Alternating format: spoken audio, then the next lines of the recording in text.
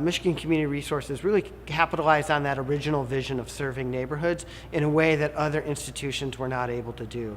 And they've really forged connections with residents and smaller institutions, smaller organizations, ones that haven't even incorporated, ones that don't get grant funding, and they've empowered those organizations. They've helped those organizations. They've connected them to resources, to money, to technical assistance, and to ideas that they've used to clean up lots, to secure vacant housing, to start community gardens, to paint out graffiti, to do any number of things that have really contributed to the quality of life in those neighborhoods.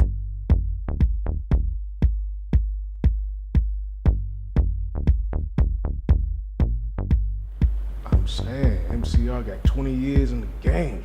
People who come to Detroit now into the community and economic development landscape would be very surprised to see all of the ways in which our organization and our talented team and our network of pro bono attorneys were actually very early architects of much of it. Our organization was at the forefront of so many important pieces of work and pieces of organizational infrastructure, and frankly policies as well. And none of us who are affiliated with this mission would ever try to take credit for all of that, but I'm really proud of the intellectual integrity, the passion and commitment to community. Everyone that is working in neighborhoods is doing really important work on shoestring budgets and with not enough resources and making a huge difference.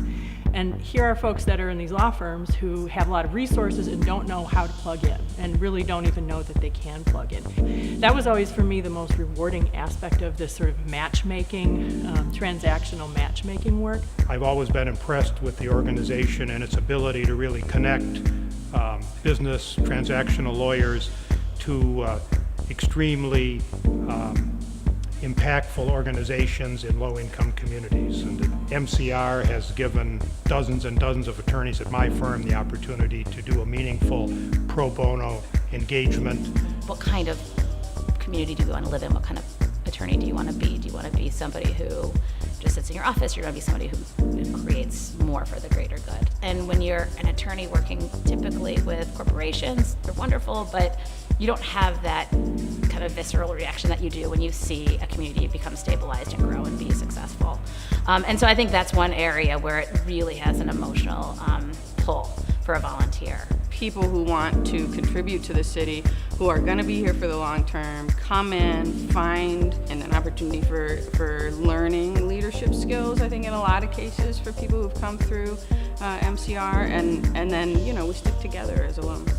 Some of those people are still in my life today, and they're still in my life in a regular way, and we've moved to so many different places. I worked with Angie Gabo, I worked with Steve Tabachman, I worked with Anika Goss, I worked with Heidi Alcock, I worked with Sarita Scott. I still work with all of them today, and we're all in different places. Like, the list is actually much longer than that. And you need resources like MCR to help you, because you can't be a jack of all trades. Just the guidance of taking your idea, your vision, and making it happen. That's the value, the added value, that there's always someone available to you to guide you through.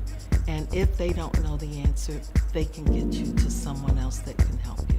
I think we recognize that we could never support our grantees in the way that we'd like to without partnering with MCR. We just don't have the capacity or the experience to do it. You have to be responsive to what's happening, to what the needs are, that you don't just continue to provide the services that you're used to doing, and how we all need to work together if we are going to accomplish the goals that we say we have for Detroit, particularly for neighborhoods in Detroit. The work that we do is really humbling, because I'm in awe constantly of the community groups that we work with, and they are tenacious and hardworking and are doing some of the most innovative and impactful work both in the city and the state. You're this unifying force for all of us to come together around these issues. And so I rely on MCR's opinion, you know, because it's one that I know is very well thought out. I know it's one that has been very well researched. I know it's one that cares about my community, and yet it's also very pragmatic. I know it's one that's going to stand up in court if it comes to that. So it's not like this mysterious organization that's doing great work. There are great people behind that work and people that have connected deeply to the community, that community knows them by name. I can't envision a world in which we don't have thoughtful individuals coming together as residents, as family members, as friends, to try to make the world the way we want it to be. And instead of telling them what they should be doing, really kind of understanding what they are doing, and then where are the gaps to make them stronger so they can continue to do what they're doing and do it even better. It has done an amazing amount that we can quantify in terms of pro bono legal assistance and leveraging the great generosity of the private bar, but it has also touched lives and touched communities in ways that larger nonprofit institutions sometimes are not able to get to those grassroots. At some point, Michigan Community Resources became so excellent at what it did and so impactful, it really defied any expectation I had when we started.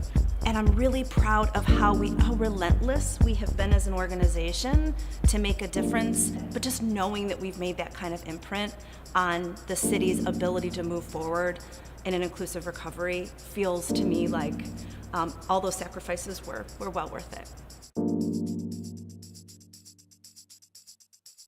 I just want to say I love MCR. Kudos, kudos, and God bless everybody there. Sorry, guys, but when I think about that, what can I say? That's just it.